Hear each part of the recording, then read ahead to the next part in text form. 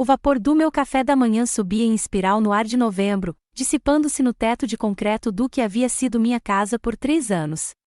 A garagem cheirava a óleo de motor e umidade, um cheiro persistente de mofo que havia impregnado minhas roupas, meu cabelo e meus ossos.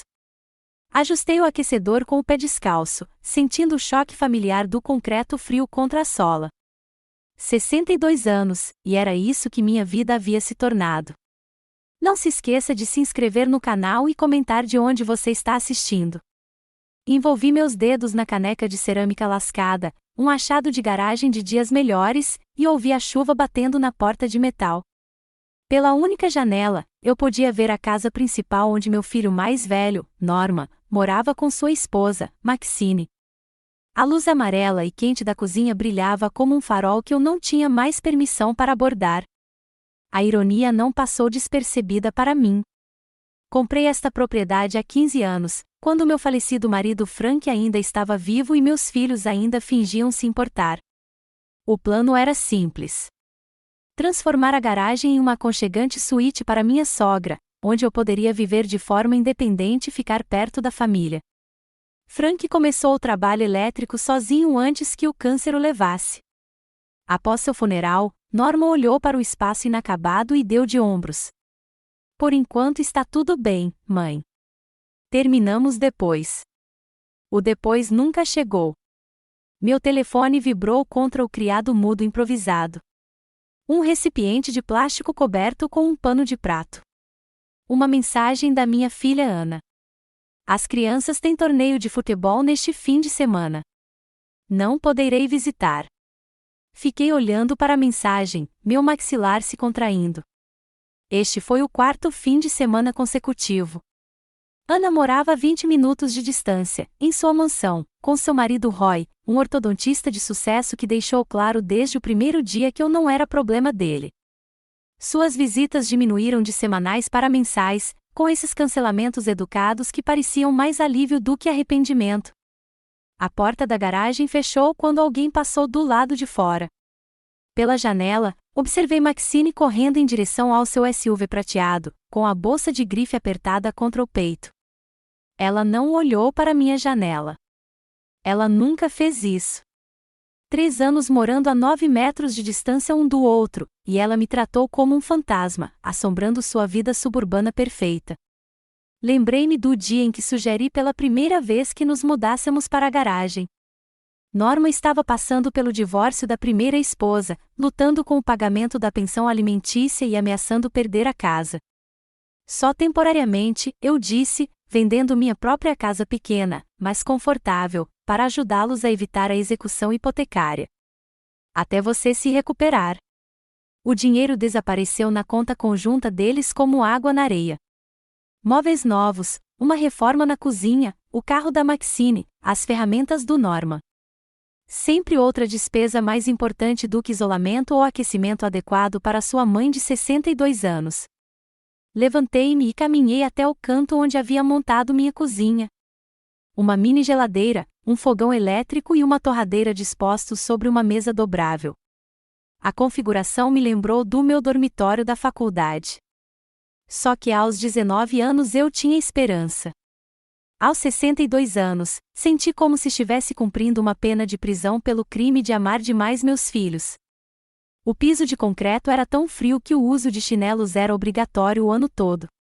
Comprei tapetes em uma loja de $1, mas eles não ajudaram muito a aquecer o ambiente. No inverno, eu conseguia ver minha respiração pela manhã. No verão, o telhado de metal transformava a garagem em um forno. A única janela fornecia ventilação mínima, e a luz fluorescente do teto projetava sombras institucionais severas em tudo. Minha cama era um colchão de solteiro em uma estrutura de metal, cercado por recipientes de plástico que continham toda a minha vida. Roupas em uma, livros em outra, lembranças em uma terceira. A vida que construía ao longo de 6 décadas, comprimida em um espaço menor que os closets da maioria das pessoas. Ouvi o caminhão do Norman dando partida. Ele ia para o trabalho na construtora onde ganhava um bom dinheiro, mas nunca o suficiente para ajudar a terminar a casa de sua mãe. Pela janela, observei-o sair da garagem sem olhar para ela. Maxine já havia saído para seu emprego de meio período na boutique, um hobby que pagava suas manicures e aulas de yoga. O silêncio que se seguiu foi ensurdecedor. Caminhei até o recipiente de plástico onde guardava meus documentos importantes. Lá dentro, abaixo do meu cartão de previdência social e das informações do Medicare, havia um envelope pardo que eu carregava há 6 meses. Continha a papelada final para minha aposentadoria de professora.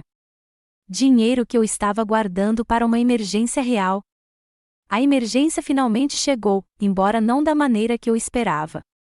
Minha carreira como professor durou 34 anos. Dei aulas para a 3ª série na escola primária Jefferson, observando gerações de crianças aprendendo a ler e ajudando-as a lidar com conflitos no parquinho e problemas familiares.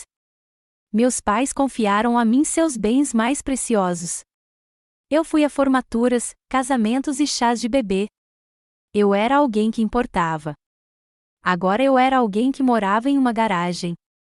Abri meu laptop, um modelo reformado que comprei depois que o antigo quebrou, e comecei a pesquisar anúncios de imóveis.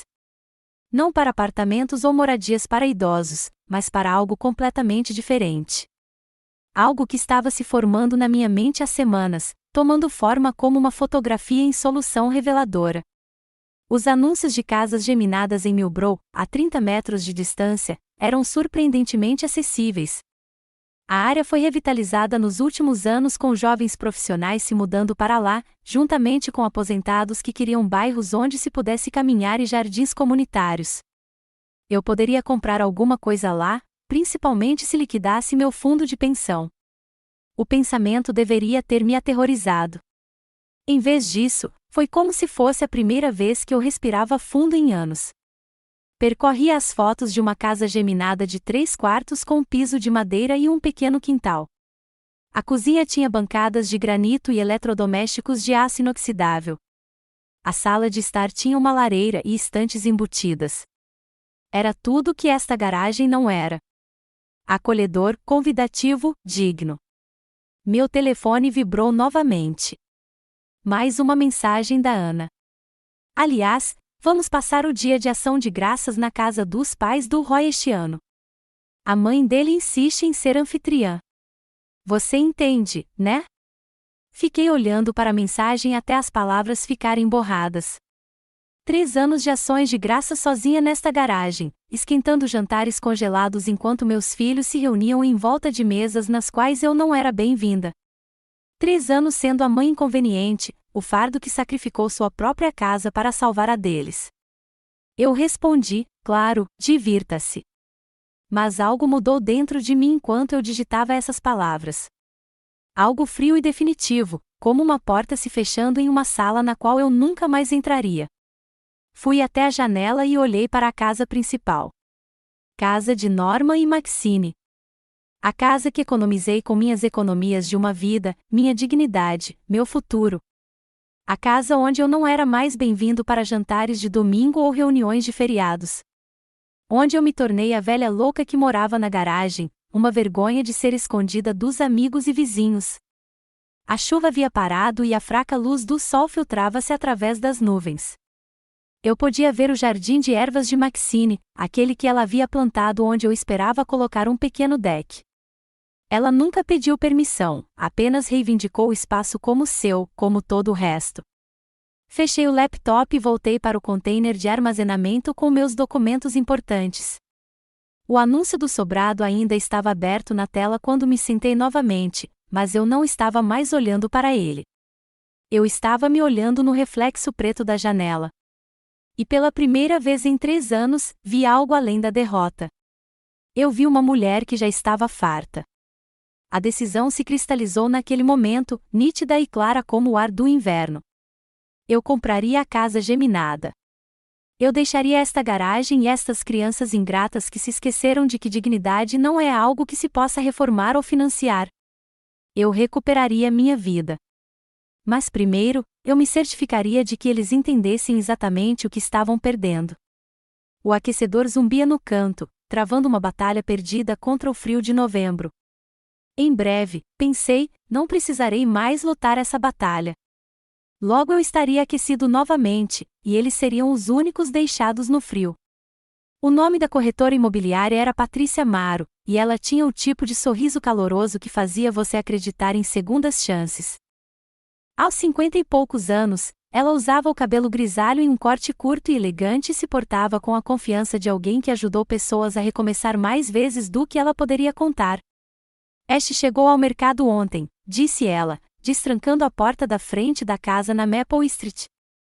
O dono era um bibliotecário aposentado que mantinha tudo em perfeitas condições. Entrei no saguão e senti algo que não sentia há 3 anos. A sensação de estar dentro de uma casa de verdade. Os pisos de madeira brilhavam sob a luz da tarde que entrava pelas janelas altas. O ar cheirava a polidor de limão e flores frescas, não a óleo de motor e umidade. A cozinha foi reformada recentemente, continuou Patrícia, me conduzindo por um arco até um espaço que fazia minha garagem improvisada parecer ainda mais patética em comparação. Bancadas de granito, uma pia de estilo rústico, armários que fecham corretamente e um cantinho para café da manhã que recebe uma linda luz da manhã. Passei os dedos pela bancada lisa, imaginando-me fazendo café ali. Café de verdade, feito em uma máquina de verdade, em vez de pó instantâneo misturado com água quente de uma chaleira de acampamento. O recanto do café da manhã tinha vista para um pequeno jardim onde o antigo proprietário havia plantado rosas e ervas. A sala de estar tem uma lareira funcionando, disse Patrícia, como se estivesse lendo meus pensamentos sobre aquecimento. E o andar de cima tem 3 quartos, embora eu imagine que você usaria um deles como escritório ou sala de artesanato. 3 quartos. Durante anos, dormi em um espaço menor que o banheiro da maioria das pessoas. O quarto principal tinha um banheiro privativo com banheira de imersão e chuveiro separado. Eu poderia tomar banhos longos novamente, algo que havia desistido quando minha única opção passou a ser um banheiro compartilhado na casa principal, o que Maxine deixou claro que era um inconveniente. O bairro é maravilhoso, continuou Patrícia enquanto visitávamos o segundo andar. Há uma horta comunitária a 2 quarteirões de distância e a biblioteca tem um clube do livro ativo. Muitos aposentados se mudaram para cá pela facilidade de caminhar e pelo senso de comunidade. Comunidade. A palavra me atingiu como um golpe físico. Quando foi a última vez que me senti parte de uma comunidade? Quando foi a última vez que tive vizinhos que sabiam meu nome e que poderiam perceber se eu não pegasse minha correspondência por alguns dias? Qual é o preço pedido? Perguntei, embora já tivesse memorizado os detalhes do anúncio. 230 mil, é justo para o mercado e acho que há espaço para negociação, já que está vazio há um mês. Fiz as contas de cabeça. Meu fundo de pensão cresceu para quase 300 mil ao longo dos anos. Dinheiro que eu estava economizando para emergências de aposentadoria. Isso se qualificou como uma emergência, embora não do tipo que eu imaginava. Eu poderia comprar a casa imediatamente e ainda sobraria dinheiro para móveis, contas de serviços públicos e despesas de moradia. Eu fico com ele, eu disse. Patrícia piscou. Você não quer ver mais algumas propriedades? Pense bem. Estou pensando há 3 anos, eu disse. Eu vou levar. O processo burocrático foi mais rápido do que eu esperava. Patrícia me conectou com um advogado especializado em compras à vista e, em uma semana, eu tinha uma data de fechamento, 15 de dezembro. Eu teria minha própria casa novamente antes do Natal. Mas primeiro eu tinha que contar aos meus filhos. Escolhi uma tarde de domingo, quando sabia que Norma estaria em casa, provavelmente assistindo futebol em sua sala de estar com climatização controlada, enquanto eu tremia na garagem. Bati na porta dos fundos.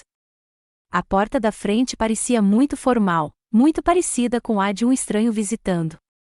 Maxine respondeu, seu rosto imediatamente assumindo sua expressão habitual de educada inconveniência. Oi, Elizabeth. Norma está assistindo ao jogo. Preciso falar com vocês dois.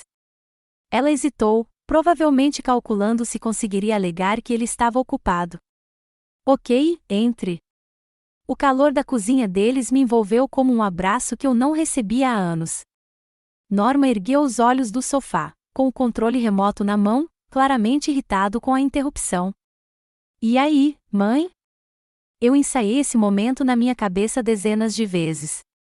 Mas, parada na cozinha que ajudei a pagar, olhando para meu filho, que tinha esquecido que eu existia, as palavras saíram diferentes do que eu havia planejado.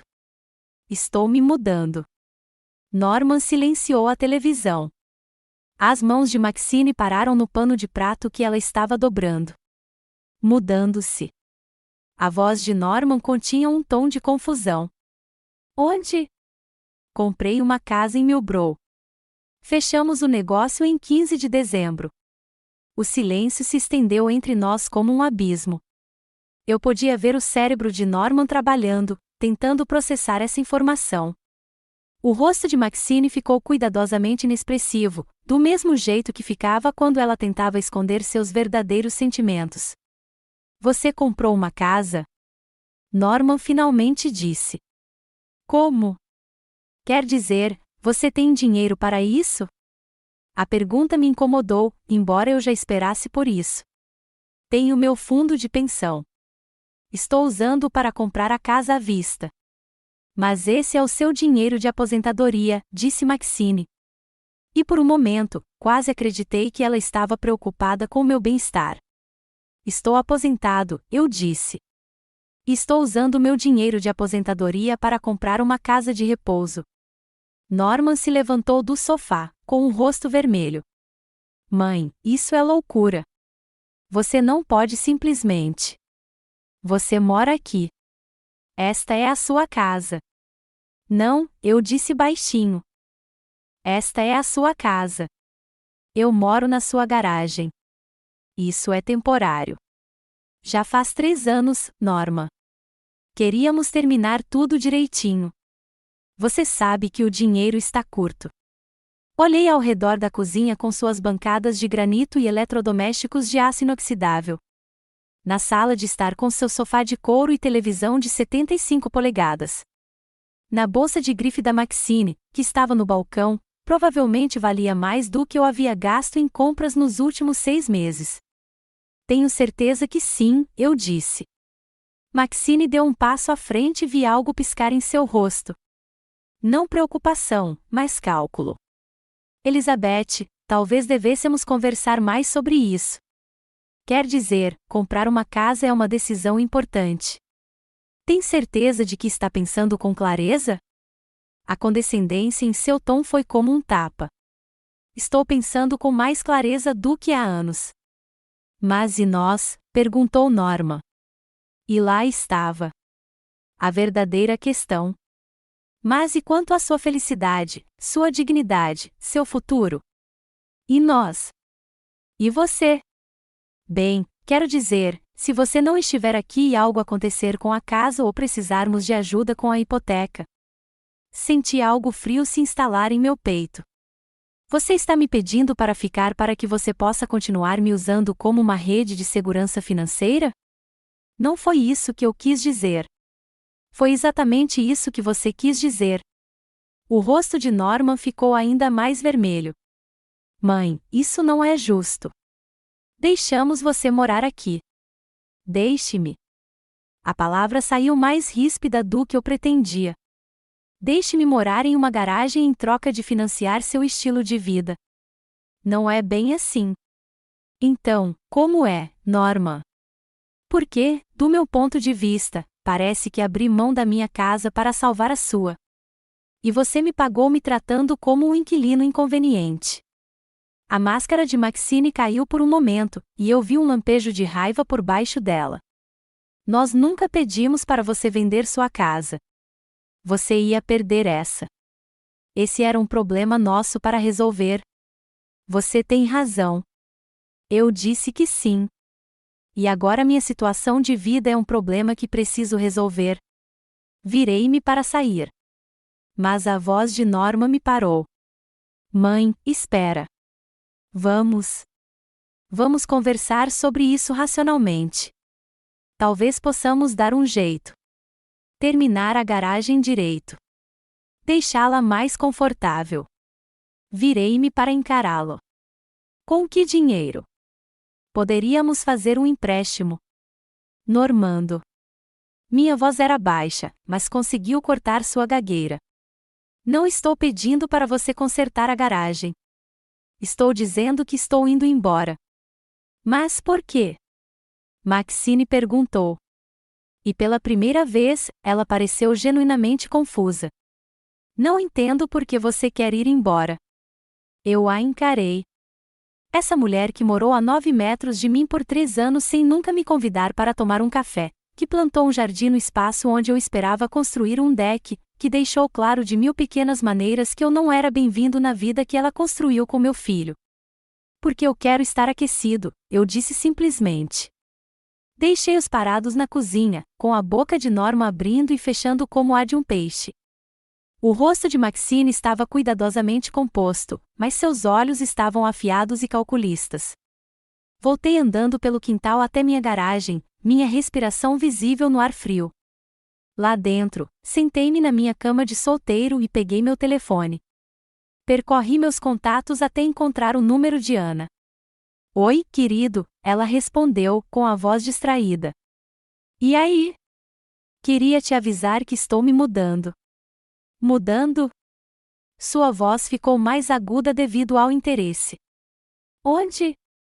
Comprei uma casa em Millbrook. Fechamos a compra no mês que vem.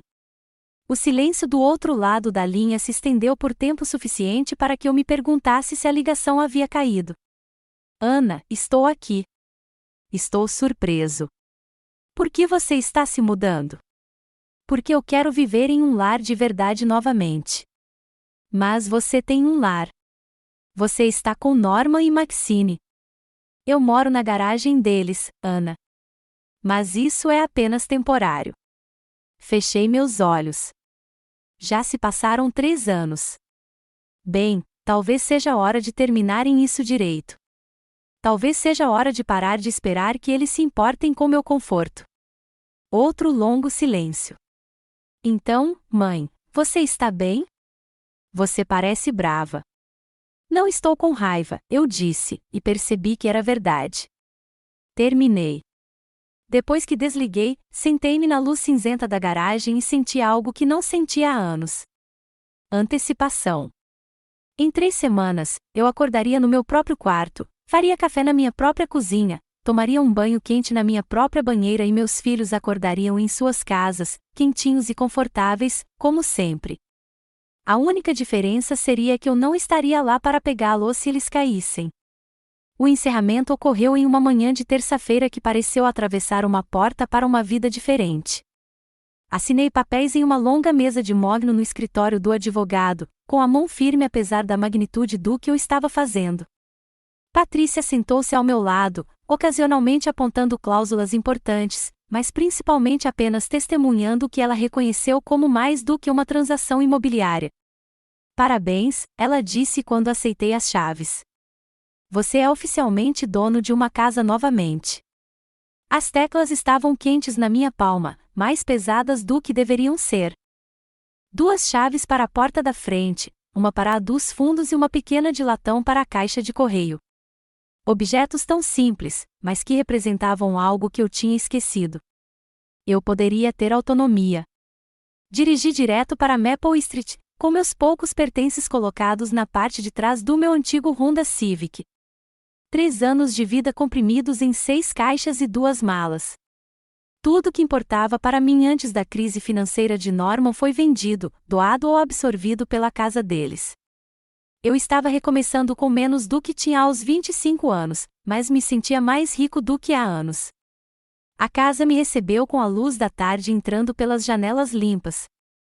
Coloquei minhas caixas na sala de estar e caminhei lentamente por cada cômodo, me familiarizando novamente com o luxo do espaço. Na cozinha, fiz meu primeiro bule de café usando a máquina que comprei no caminho. Um pequeno luxo que pareceu revolucionário depois de 3 anos de café instantâneo. O silêncio era diferente aqui. Na garagem, o silêncio significava isolamento, o silêncio opressivo de ser esquecido. Aqui, significava paz. Eu podia ouvir os pássaros lá fora, o zumbido distante do trânsito, os sons normais de um bairro onde as pessoas viviam vidas plenas. Meu telefone vibrou. Uma mensagem de Norma. Mãe, podemos conversar? Isso parece errado. Eu apaguei sem responder. Os dias seguintes se misturaram em uma névoa de desempacotamento e descoberta. Comprei uma cama de verdade, com cabeceira e tudo. Comprei toalhas combinando, pratos que não estavam lascados e uma poltrona de leitura para a sala de estar. Cada compra parecia um ato de rebelião contra a mulher que aceitou restos de comida por 3 anos. Na sexta-feira, eu estava organizando livros nas prateleiras embutidas quando a campainha tocou. Pelo olho mágico, vi uma mulher mais ou menos da minha idade segurando uma caçarola. Olá, sou Ellen Green, ela disse quando abri a porta. Eu moro ao lado. Queria lhe dar as boas-vindas ao bairro. Ela era pequena e cheia de energia, com cabelos grisalhos presos em um rabo de cavalo prático e dedos manchados de tinta, o que sugeria um hobby artístico. O sorriso dela era genuíno, não a polidez calculada com a qual eu estava acostumado. Sou Elizabeth, eu disse, aceitando o prato. Isso é muito atencioso. Caçarola de atum com macarrão, disse Ellen. A receita da minha avó. Imaginei que você ainda não tivesse jeito para cozinhar, com toda essa confusão de mudanças. Convidei-a para tomar um café e ela aceitou com o entusiasmo de alguém que realmente gosta de conhecer pessoas novas. Enquanto estávamos sentados na minha cozinha, ela me contou sobre o bairro, o jardim comunitário, o clube do livro que se reunia na biblioteca. Você está aposentado? Ela perguntou. Recentemente, eu disse. Dei aula na 3ª série por 34 anos. Ah, que maravilha! Precisamos de mais professores no clube do livro. Todos os outros são contadores aposentados ou ex-gerentes de nível médio. Alguém que realmente saiba discutir literatura seria útil. Já fazia tanto tempo que alguém não valorizava minha formação profissional que eu quase não sabia como responder. Na garagem, eu era apenas a mãe idosa de Norma, um fardo a ser administrado. Aqui, eu era um professor aposentado com algo a oferecer. Eu adoraria participar, eu disse. O rosto de Ellen se iluminou. Perfeito. A gente se encontra nas quintas à noite. Este mês, estamos lendo Os 7 Maridos de Evelyn Hugo. Você já leu? Eu não tinha, mas fiz uma anotação mental para pegar uma cópia. Quando foi a última vez que li por prazer? Na garagem, eu sentia muito frio no inverno e muito cansaço no verão para me concentrar em qualquer coisa além da sobrevivência. Depois que ele foi embora, sentei-me na minha sala de estar com sua caçarola esquentando no forno e senti algo que quase havia esquecido. Pertencimento. Não o desesperadamente condicional pertencimento que eu buscava dos meus filhos, mas a fácil aceitação de alguém que simplesmente apareceu com comida e amizade. Meu telefone tocou. O nome de Ana apareceu na tela. Oi, querida, respondi. Mãe, conversei com o Norman. Ele está muito chateado com essa coisa toda da mudança. Sinto muito por ouvir isso. É mesmo? Porque você soa diferente. Frio. Pensei nas palavras dela. Não estou com frio, Ana. Só não estou mais desesperada. Desesperada? Mãe? Do que você está falando? Passei 3 anos morando numa garagem, implorando por um pouco de atenção dos meus próprios filhos. Eu estava desesperada para que alguém se importasse comigo, me incluísse, se lembrasse da minha existência. Nós nos importamos. Não se importou. Você se importava com o dinheiro que eu lhe dei, com a segurança que minha presença proporcionava. Mas não se importava comigo. Isso não é justo, não é? Quando foi a última vez que você me convidou para jantar? Quando foi a última vez que você ligou só para saber como eu estava? O silêncio se estendeu entre nós. Eu podia ouvir sua respiração, provavelmente formulando uma desculpa ou explicação. Tenho estado ocupado com as crianças. Eu sei, eu disse gentilmente. Todo mundo tem estado ocupado. Foi por isso que encontrei minha própria vida. Mas e nós? E a família? E aí? Você não quer fazer parte da nossa vida? Olhei ao redor da minha cozinha quente e iluminada, para a caçarola do meu novo vizinho, para a recomendação do clube do livro em meu balcão. Eu faço parte de uma vida, eu disse. Meu. 2 chaves para a porta da frente, uma para a dos fundos e uma pequena de latão para a caixa de correio. Objetos tão simples, mas que representavam algo que eu tinha esquecido. Eu poderia ter autonomia.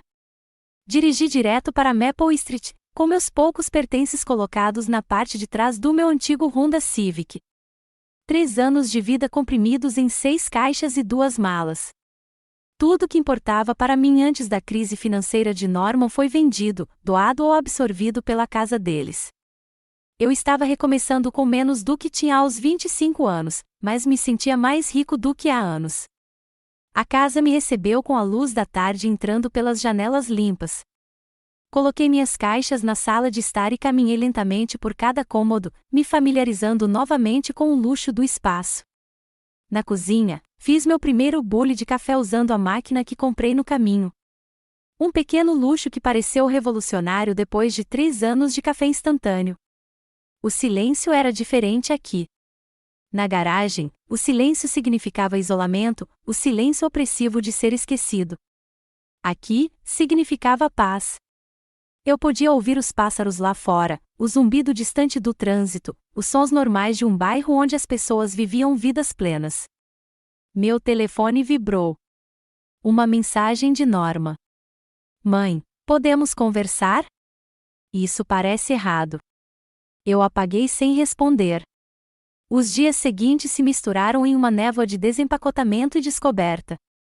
Comprei uma cama de verdade, com cabeceira e tudo. Comprei toalhas combinando, pratos que não estavam lascados e uma poltrona de leitura para a sala de estar. Cada compra parecia um ato de rebelião contra a mulher que aceitou restos de comida por 3 anos. Na sexta-feira, eu estava organizando livros nas prateleiras embutidas quando a campainha tocou. Pelo olho mágico, vi uma mulher mais ou menos da minha idade segurando uma caçarola. Olá, sou Ellen Green, ela disse quando abri a porta. Eu moro ao lado. Queria lhe dar as boas-vindas ao bairro. Ela era pequena e cheia de energia, com cabelos grisalhos presos em um rabo de cavalo prático e dedos manchados de tinta, o que sugeria um hobby artístico. O sorriso dela era genuíno, não a polidez calculada com a qual eu estava acostumado. Sou Elizabeth, eu disse, aceitando o prato. Isso é muito atencioso. Caçarola de atum com macarrão, disse Ellen. A receita da minha avó. Imaginei que você ainda não tivesse jeito para cozinhar, com toda essa confusão de mudanças. Convidei-a para tomar um café e ela aceitou com o entusiasmo de alguém que realmente gosta de conhecer pessoas novas. Enquanto estávamos sentados na minha cozinha, ela me contou sobre o bairro, o jardim comunitário, o clube do livro que se reunia na biblioteca. Você está aposentado? Ela perguntou. Recentemente, eu disse. Dei aula na 3ª série por 34 anos. Ah, que maravilha! Precisamos de mais professores no clube do livro. Todos os outros são contadores aposentados ou ex-gerentes de nível médio. Alguém que realmente saiba discutir literatura seria útil.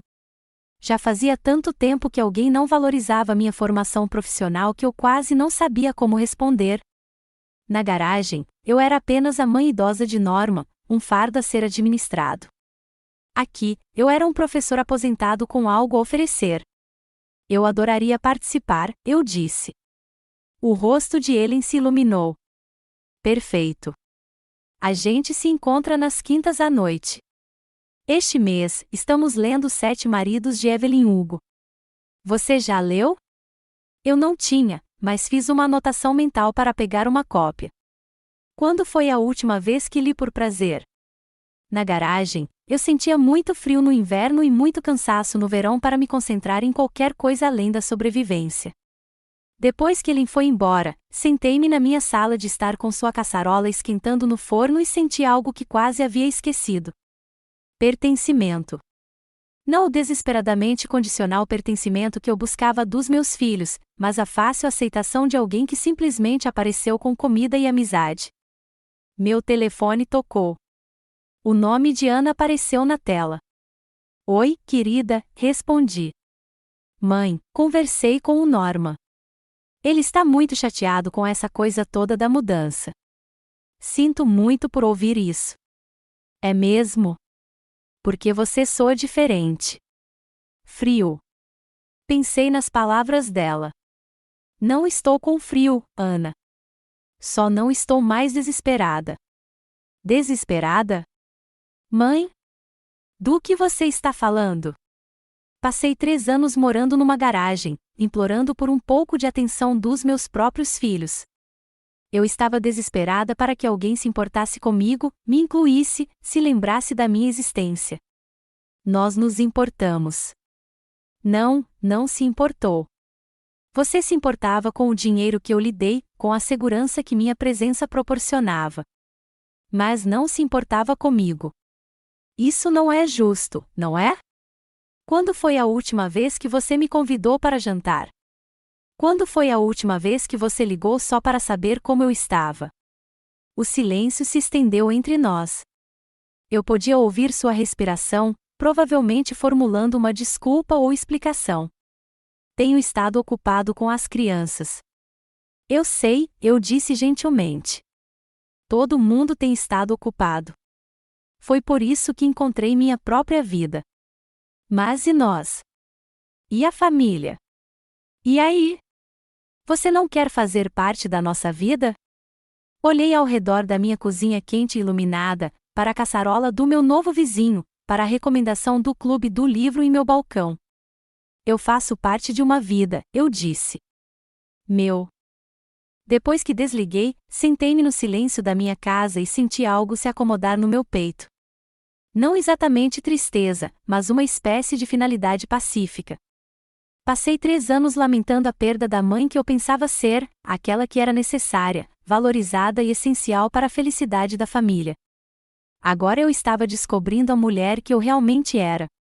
Alguém que pudesse fazer amigos, participar de clubes do livro, criar uma vida que não girasse em torno das necessidades de outras pessoas. Na manhã seguinte, acordei na minha própria cama, no meu próprio quarto, com a luz do sol entrando pelas janelas que eu havia escolhido. Fiz café na minha própria cozinha e sentei na minha mesa lendo o jornal local que eu havia assinado. Pequenos prazeres, mas que pareciam enormes depois de 3 anos de aceitação grata de qualquer migalha que me fosse oferecida. Meu telefone vibrou com uma mensagem de Norma. Mãe, a Maxine quer se desculpar. Podemos te levar para almoçar? Fiquei olhando para a mensagem, sem sentir nada. Nem raiva, nem esperança, nem mesmo curiosidade. Apenas o reconhecimento claro de que seria assim agora. Gestão de crise, controle de danos, a atenção repentina que só veio quando perceberam que poderiam perder algo valioso. Eu respondi, estou ocupado hoje. Era verdade. Eu tinha planos de visitar o jardim comunitário, me apresentar ao bibliotecário e comprar mantimentos para minha própria cozinha. Eu tinha uma vida para construir. Outra mensagem chegou quase imediatamente. E esse final de semana? Eu apaguei sem responder. No domingo, eu estava plantando ervas no meu pequeno quintal quando ouvi a porta de um carro bater na entrada da garagem. Através do portão, pude ver a caminhonete de Norma. Meu estômago se contraiu por reflexo. 3 anos de condicionamento para antecipar seus humores, suas necessidades, suas demandas. Mas não parei de plantar.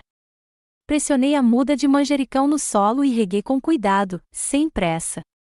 Deixe-o esperar. Deixe-o pensar. Deixe-o experimentar por uma vez a incerteza de não saber se ele era bem-vindo. A campainha tocou. Eu ignorei. Desta vez tocou novamente por mais tempo. Então batendo. Mãe, eu sei que você está aqui. Seu carro está na garagem. Continuei plantando. Em seguida, Rosemary. Então o tempo. Eu teria ervas frescas para cozinhar. Algo que eu sonhava na garagem, mas nunca consegui realizar. As batidas se tornaram marteladas. Mãe, abra a porta. Precisamos conversar. Levantei-me, limpei a terra das mãos e caminhei até a porta da frente. Pelo olho mágico, pude ver o rosto de Norma, vermelho de frustração e o que parecia ser angústia genuína. Abri a porta, mas não o convidei para entrar. Finalmente, ele disse, passando por mim e entrando no meu saguão. Eu não convidei você para entrar. Ele parou e se virou para me olhar com surpresa. O que? Eu não te convidei para entrar, Norma. Esta é a minha casa. Eu sou seu filho. Sim, e esta é a minha casa. Ser meu filho não lhe dá o direito de me empurrar e se convidar para entrar. Ele olhou para mim como se eu tivesse falado em uma língua estrangeira. Mãe, o que deu em você? Dignidade, eu disse simplesmente. Olha, eu sei que você está chateado com a situação da garagem. Não estou chateado, Norma. Resolvi o problema fugindo.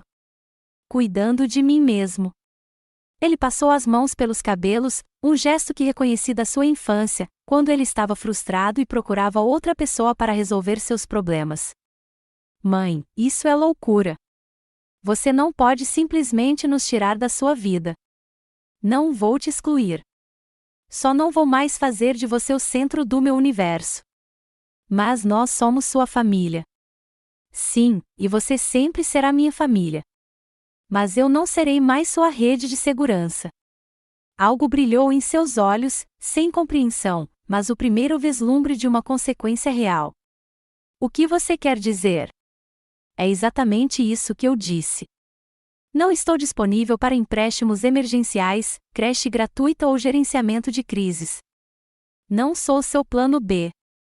Mãe, agora estou construindo minha própria vida, Norma. Uma vida em que eu seja importante para as pessoas que fazem parte dela. Fui até a porta e a abri. Preciso voltar a cuidar do jardim. Ele estava parado no meu saguão parecendo perdido e jovem, apesar dos seus 43 anos. Mãe, por favor. Não podemos resolver isso? Não há nada para resolver. Estou exatamente onde quero estar. Depois que ele foi embora, voltei para minhas ervas e senti algo que não sentia há anos. A satisfação de manter minha posição, não por raiva ou despeito, mas por uma calma certeza sobre meu próprio valor. O manjericão cresceria forte neste solo. Eu também. Fevereiro chegou com uma tempestade de neve inesperada que cobriu Millbrow com um silêncio branco imaculado.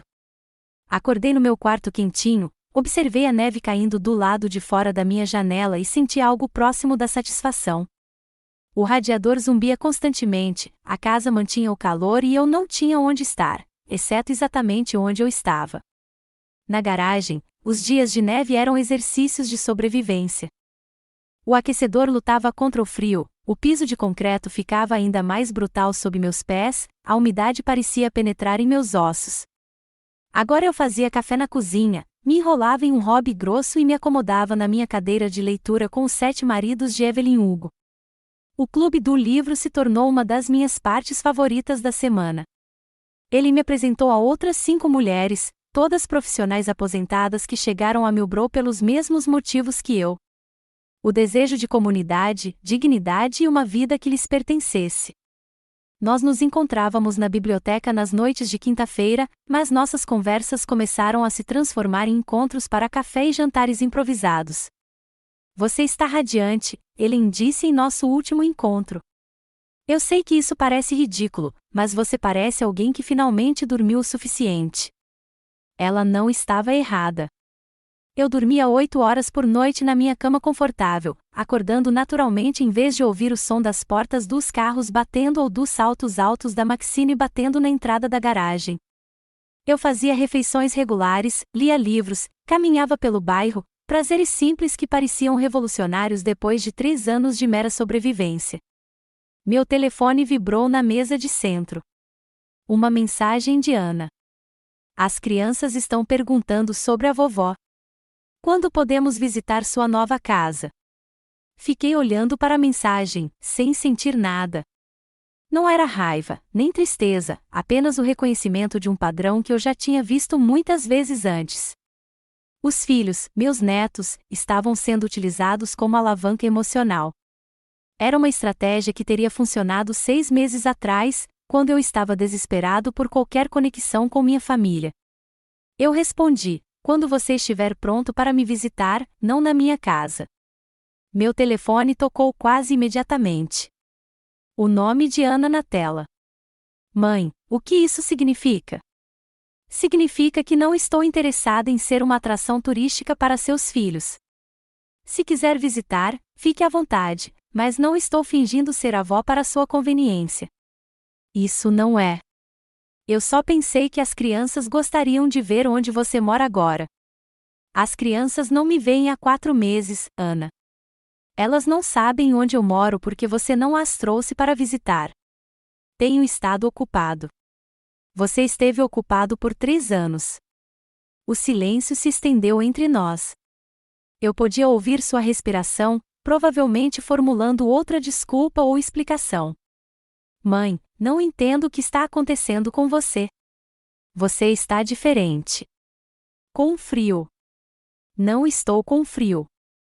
Só não estou mais desesperado. Você continua dizendo isso, mas eu não sei o que significa. Olhei ao redor da minha sala de estar, meus livros nas prateleiras, minhas plantas prosperando sob a luz do sol, minha cadeira confortável onde eu passava as noites lendo em vez de ficar olhando para paredes de concreto. Significa que não preciso mais que você me ame, eu disse baixinho. Isso é uma coisa horrível de se dizer. É uma coisa libertadora de se dizer. Passei 3 anos implorando por um pouco de atenção dos meus próprios filhos. Agora tenho uma vida cheia de pessoas que realmente querem passar um tempo comigo. Que pessoas? Amigos, vizinhos. Pessoas que me veem como mais do que um problema a ser resolvido. Depois que desliguei, sentei-me no silêncio da minha casa e senti algo que nunca havia experimentado antes. Indiferença genuína à aprovação dos meus filhos. Não a raiva amarga que carreguei por meses, mas simples desinteresse na manipulação emocional deles. A neve continuava caindo lá fora, e pensei na mulher que eu era na garagem. Fria, desesperada, grata por qualquer reconhecimento de sua existência. Aquela mulher parecia uma estranha agora, alguém que eu havia deixado para trás, junto com o piso de concreto e as luzes fluorescentes. Na quinta-feira, apesar da neve, o clube do livro se reuniu conforme o planejado. A biblioteca tinha uma sala de reuniões aconchegante, com iluminação suave e cadeiras confortáveis dispostas em círculo. Ele chegou com biscoitos caseiros, como sempre fazia, e Marta trouxe seu famoso chocolate quente. Como todos estão se adaptando à neve? Perguntou Linda, nossa líder não oficial do grupo. Adorei, eu disse, surpreendendo-me com o entusiasmo na minha voz. Eu realmente esperava ansiosamente por isso. Isso porque agora você tem aquecimento adequado, disse Ellen com um sorriso maroto. Ela era a única que conhecia toda a história dos meus anos de garagem e se tornou extremamente protetora da minha recém-descoberta independência. Falando em aquecimento, disse Joyce, alguém teve notícias da família de Elizabeth ultimamente? Compartilhei um pouco da minha situação com o grupo. Não tudo, mas o suficiente para que eles entendessem por que eu havia me mudado para Millbrow. Eles se tornaram minha família escolhida, o sistema de apoio que eu nunca tive. Eles estão começando a perceber que eu não vou voltar, eu disse. O pânico está se instalando. Ótimo, disse ele com surpreendente veemência. Deixe-os entrar em pânico. Talvez eles finalmente entendam o que perderam. Discutimos o livro por 1 hora, mas a conversa inevitavelmente mudou para nossas próprias vidas. Essas mulheres se tornaram minhas confidentes, minha caixa de ressonância, meu lembrete de que eu valia mais do que o tratamento que aceitei por muito tempo. Sabe o que eu percebi? Disse Marta, que estava divorciada há 10 anos. Passamos grande parte da nossa vida nos diminuindo para que os outros se sentissem maiores. Chega disso. Amém, disse Linda. Passei 40 anos me controlando com o humor do meu marido. Agora, tomo sorvete no café da manhã se quiser. Nós rimos, mas havia verdade no humor.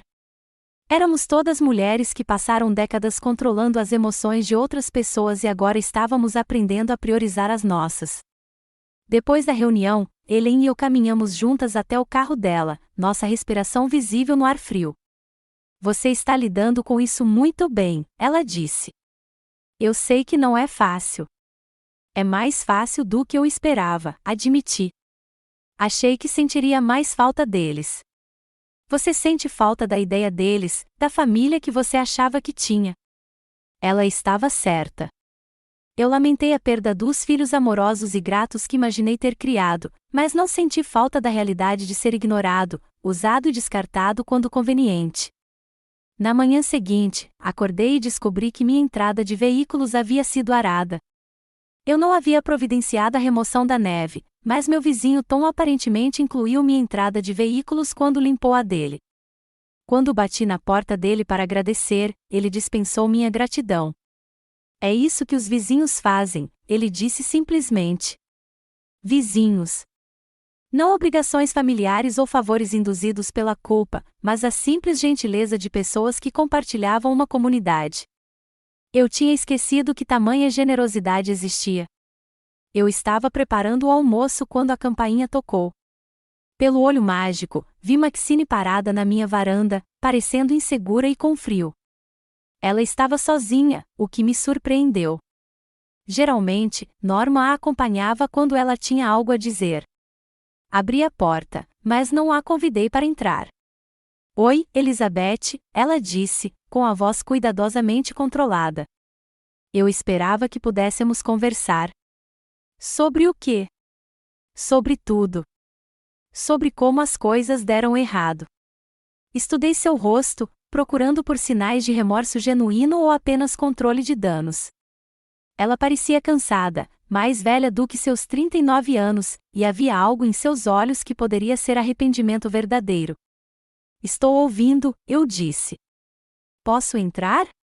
Está frio aqui fora. Hesitei e então dei um passo para o lado. Ela entrou no meu saguão, olhando ao redor com o que parecia ser uma curiosidade genuína. Sua casa é linda, ela disse. Obrigado. Ficamos em silêncio constrangedor por um momento. Não ofereci café nem a convidei para sentar. Essa era a conversa que ela deveria ter.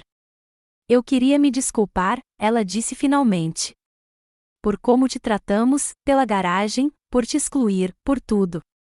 Certo, eu disse. Ela esperou mais, mas eu não tinha nada a acrescentar. Seu pedido de desculpas foi anotado.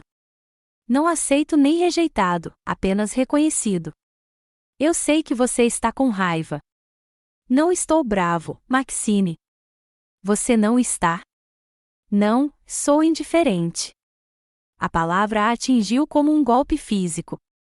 Eu podia vê-la processando isso, percebendo que a indiferença era de alguma forma pior que a raiva. Eu não entendo. Raiva significa que ainda me importo com sua opinião sobre mim. Não me importo. Mas somos uma família. Você deixou claro por 3 anos que eu não era realmente da família.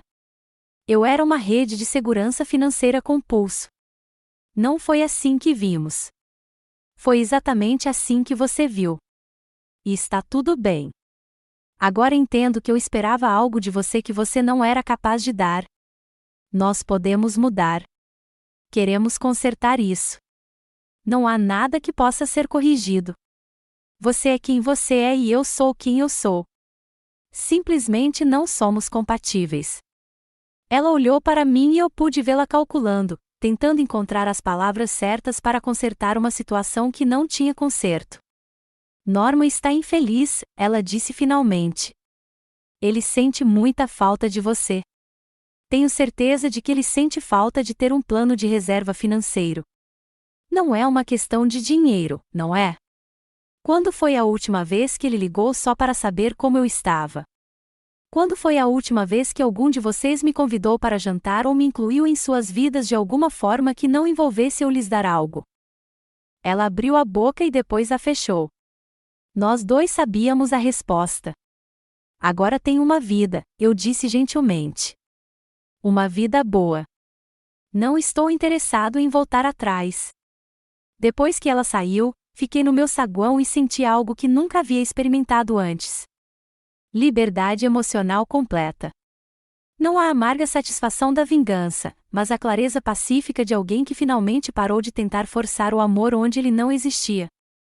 Lá fora, a neve continuava caindo, cobrindo o mundo com novas possibilidades.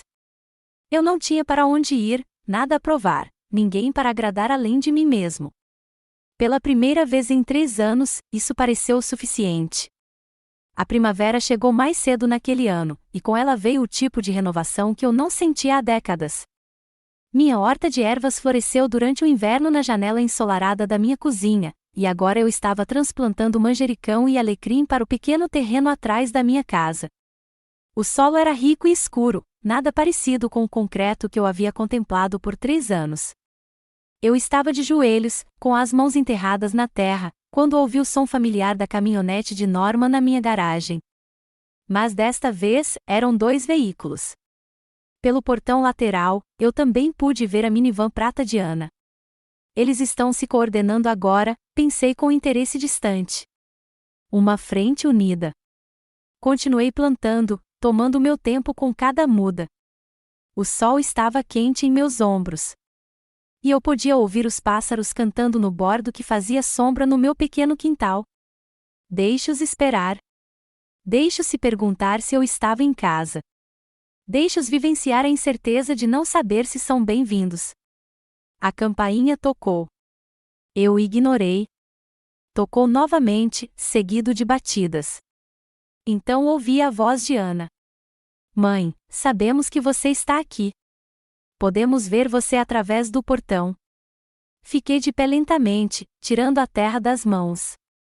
Através das ripas de madeira, pude ver meus 2 filhos parados na varanda da frente, parecendo inseguros e, de alguma forma, menores do que eu me lembrava. Norman segurava um envelope pardo. Ana agarrou uma pequena sacola de presente. Fui até a porta da frente e a abri, mas permaneci na porta. Olá, eu disse simplesmente. Mãe, disse Norman, com a voz cuidadosamente controlada. Precisamos conversar. Sobre o quê? Sobre nós. Sobre a família. Sobre consertar isso? Olhei para eles. Meu filho e minha filha, ambos na casa dos 40 anos, pareciam crianças que foram pegas quebrando algo valioso. Os olhos de Ana estavam vermelhos como se ela tivesse chorado. O maxilar de Norman estava tenso, com o tipo de tensão que reconheci de sua infância, quando ele tentava não perder a paciência. Estou ouvindo, eu disse. Podemos entrar? Ana perguntou. Por favor. Dei um passo para o lado e eles entraram no meu saguão com os movimentos cuidadosos de pessoas entrando em território desconhecido. Eles olharam ao redor da minha casa com expressões que eu não conseguia decifrar. Surpresa talvez, ou reconhecimento de que esta era uma vida real, não uma situação temporária. Sua casa é linda, mãe, disse Ana. E havia algo em sua voz que soava como genuína surpresa. Obrigado. Ficamos em um silêncio constrangedor por um momento. Não ofereci café nem os convidei para sentar. Essa era a conversa que eles deveriam ter. Norman pigarreou. Mãe, nós estamos pensando sobre tudo, sobre como tratamos você. Ok. Queremos consertar as coisas. O que isso significa? Ele abriu o envelope pardo e tirou uma pilha de papéis. Queremos pagar de volta o dinheiro que você usou para salvar a casa, com juros. Olhei os papéis sem pegá-los. Onde você conseguiu tanto dinheiro? Nós refinanciamos, disse Ana. Nós 2. Não foi fácil, mas conseguimos.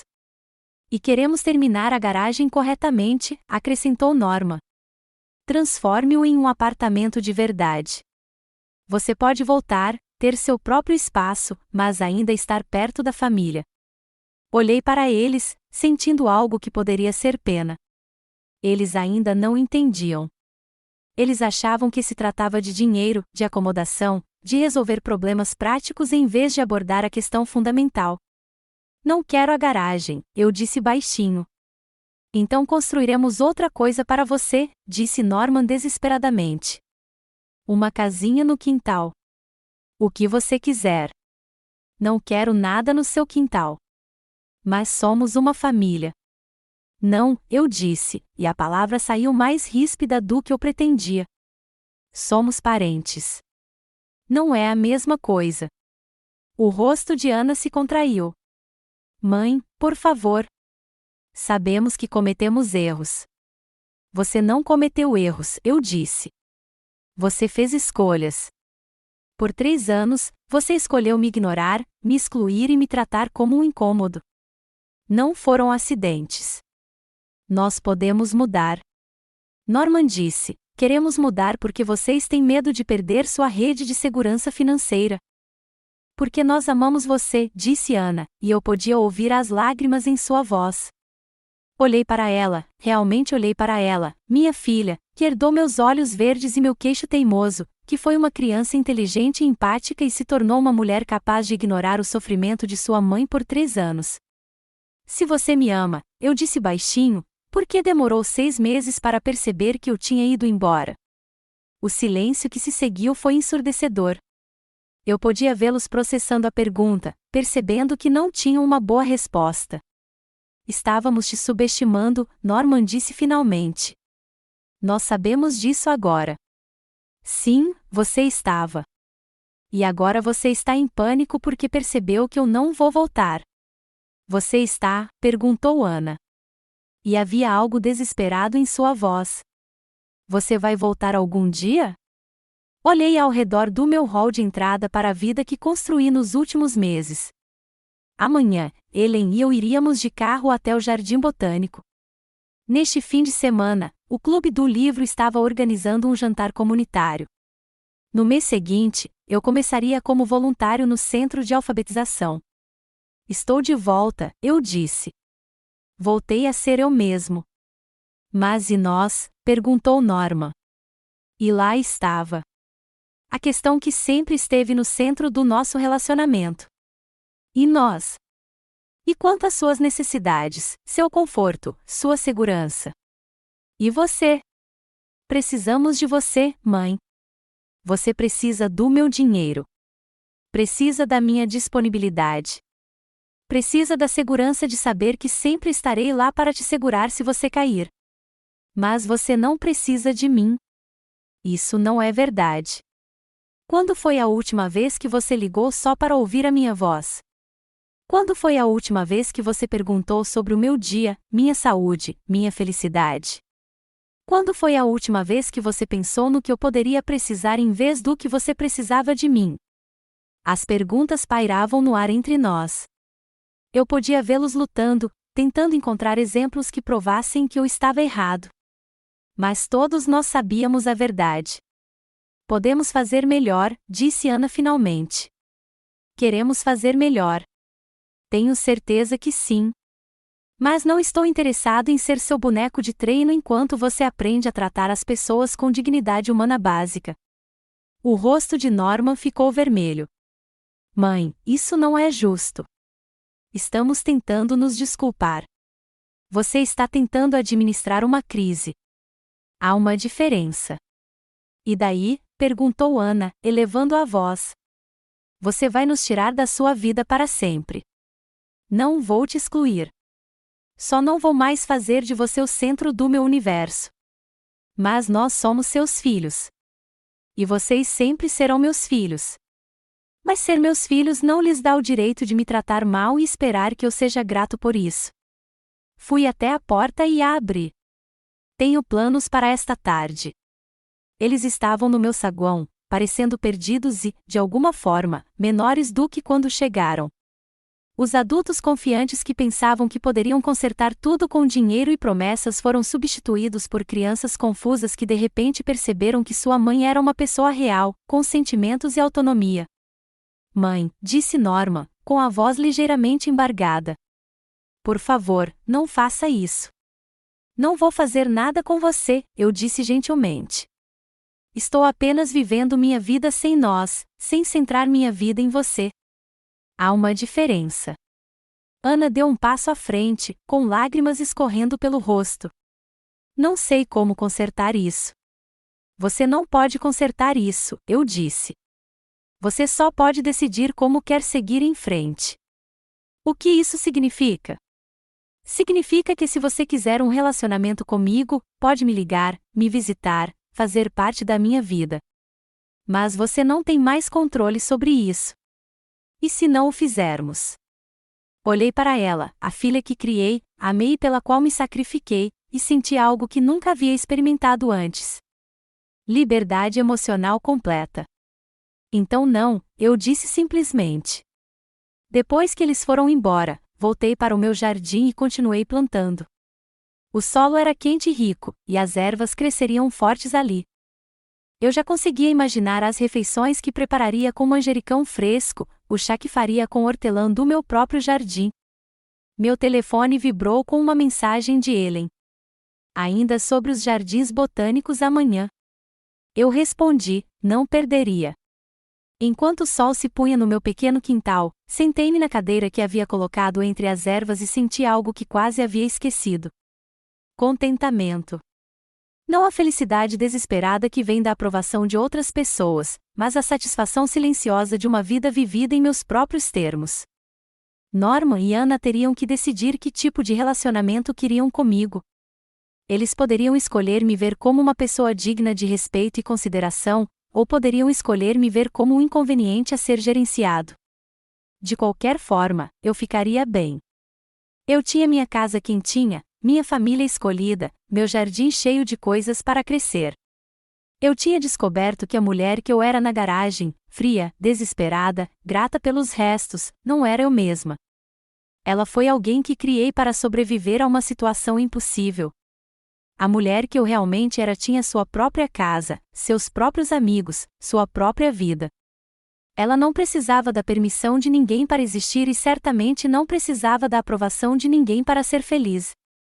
A última luz desapareceu do meu jardim, e eu entrei em casa, na minha casa, e fechei a porta atrás de mim.